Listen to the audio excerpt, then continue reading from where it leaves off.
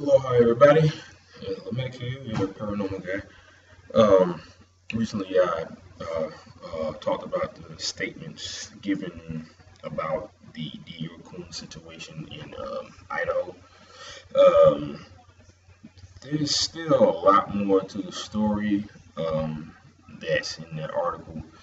Like the Lemhi County Sheriff, Lynn Bowerman, like I said before, he's the one that is uh, naming the parents as their number one suspects at this time because, like I said before, no person who doesn't get into the unknown part of this world can fathom a young boy disappearing like that, just vanishing in the thin air. So, as a cop, they have to do their job as far as name the main people that will be involved in the disappearance of a child. They're always going to blame the parents first, so that's what they're doing. Now, other statements being made that they put in the article was that both of the parents sometimes think they hear little DeOrr's voice at night, to where the mother said the same thing. Which she would go to his room and says, "What are you?" And she'll say, "What are you doing?" Out of habit. But then the sad reality sets in, and she would close the door and start crying. And she says that you cry yourself to sleep a lot at that point. The father says the same thing. And so he's a logger. Where he transports logs from one state to another, from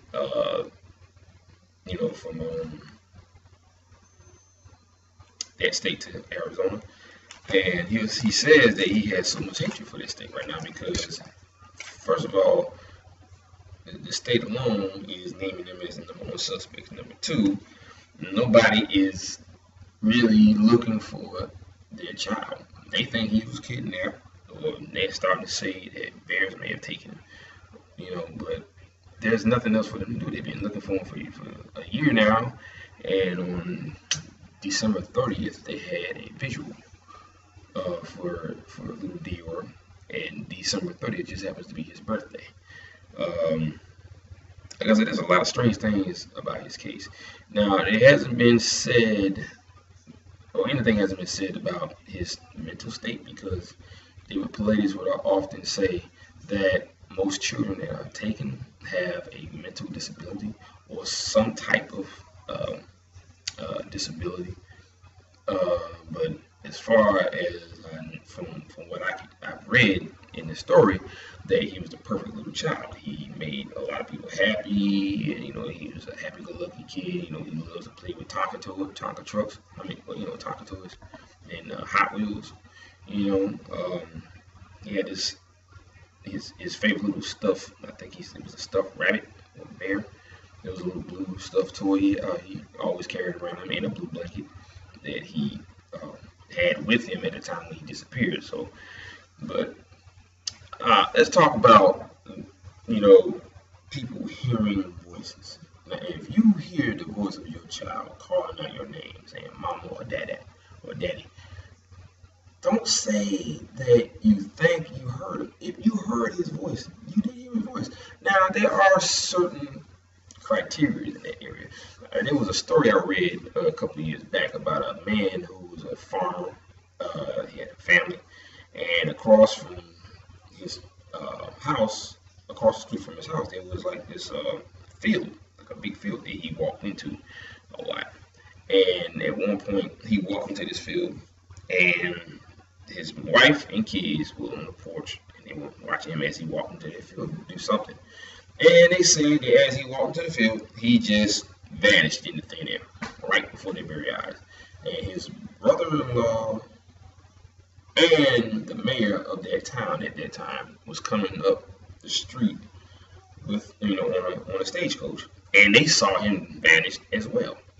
Okay, now there was a story about how the area where he vanished at, there was no grass, and bugs, animals, they will not go into that one little area. It's just like a closed-in circle where the grass died, and it's just like, you know, like I said, nothing wants to go in that one little area there. So there was obviously some sort of like some sort of portal that came up through the ground that he fell into. Now there was a story about how the kids, after like maybe a year or so, or a couple of months down the road, the kids would be playing in the field, and one of them, or they both, actually heard the voice of their father saying, "Please, somebody help me!" And he was just screaming, but he sounded really far away. And they said that over time, after they kept hearing his voice, the voice would slowly dissipate in the distance, and after that, they didn't hear him anymore at that point. So he's lost in some sort of unknown dimension, and he had no way of getting back. He could get to the dimension, but he couldn't get out of that dimension. To this day, he's never been found. So I can understand what the parents are saying, but to them, don't second guess yourself if you heard your son's voice. He may be trying to contact you from another dimension, or he could already be dead. I don't know. I'd hate to say that. I hope they do find their son, but I can guarantee you, if they do find him, he's not going to remember what happened to him. He'll remember being, at the campsite, but that gap between excuse me, him disappearing and him being found is going to be non-existent. According to what David Paulides has been saying about every child that has been found, they have no memory of what happened to them. So it might be the case with him, if he's ever found, and it's been a year. Normally, children are found weeks after they've disappeared, safe and sound. They look healthy, clothes weren't messed up or anything. Now, if they do find him not alive, dead, somewhere thousands of miles away from his original location, what's going to happen is they're going to find his bones, okay?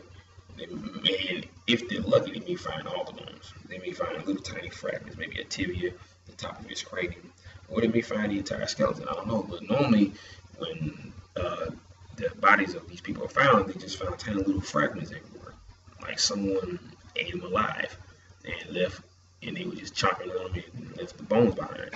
Okay. I hate to say it like that, but it's the truth. These are facts gathered by David Paulides himself. So if they do find him, and I really hope they do, dead or alive, just so they can be at peace about what happened, and hopefully the sheriff may take them off of the case as far as them being the main suspects.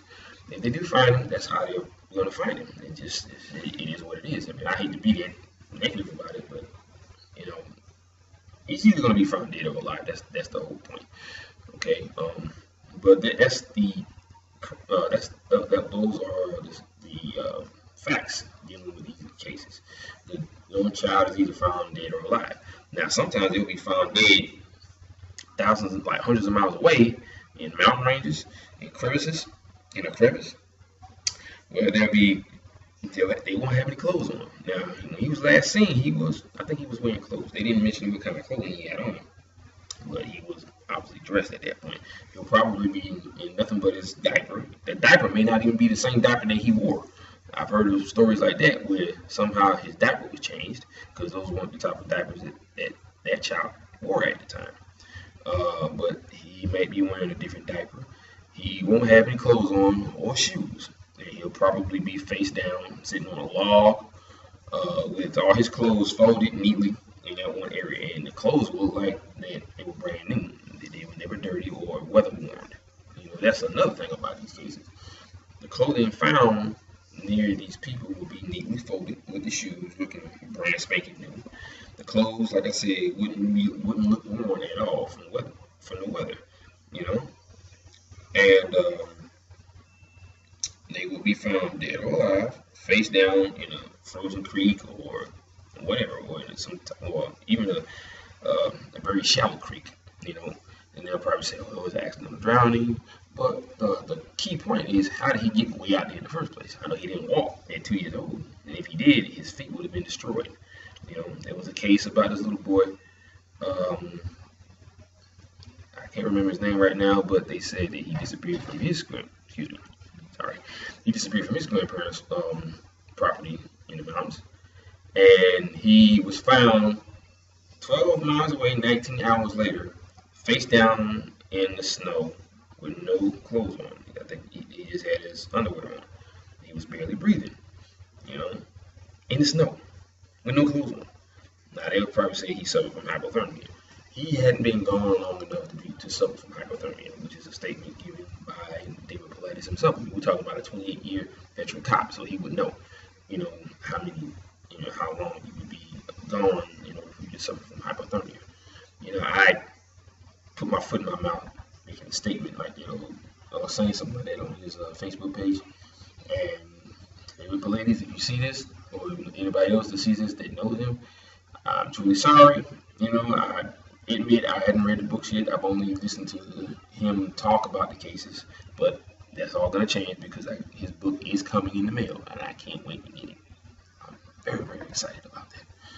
But like I said, I apologize to David Paulides, for putting my foot in my mouth, because he already talked about the reasons why, a person would never be affected by hypothermia, and I guess I, let my guard down and forgot about all of the initial statements given to us about that, and I said something on his Facebook page, and I was wrong, so that was my fault, and I apologize for that. I would love to apologize to him face to face or on the radio show, but it's so hard to get into Coast to Coast AM because thousands of people listen to his show every day. I do too. I listen to him 24/7. But yeah, the stuff surrounding his case is really crazy. Mainly when it comes to them, like I said,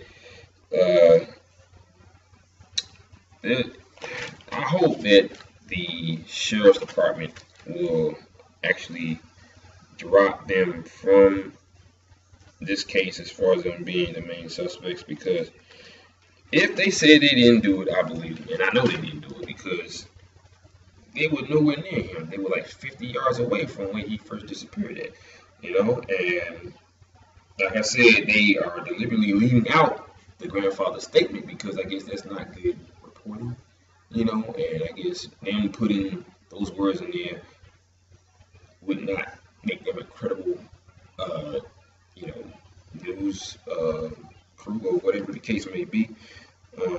But Jessica, the mother, says that she believes that she'll see her son again. But like I said, DeOrr Kunz Sr., he's a long haul trucker, so he frequently makes trips and drive from Idaho to Arizona. He always says that he's hopeful that he'll see his son again, but every time he drives through, Idaho, he gets like this overwhelming feeling of dread, that washes over him every time he drives through there. And he just has a lot of anger towards that state, and I don't blame him because they're the ones that's making it look like they're the bad guys, and they're not. Just because your son disappeared don't mean that you have anything to do with it.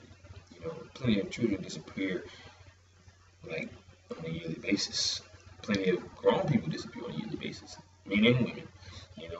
And the funny part about it is that the men are usually German. That's the crazy part of all of these disappearances.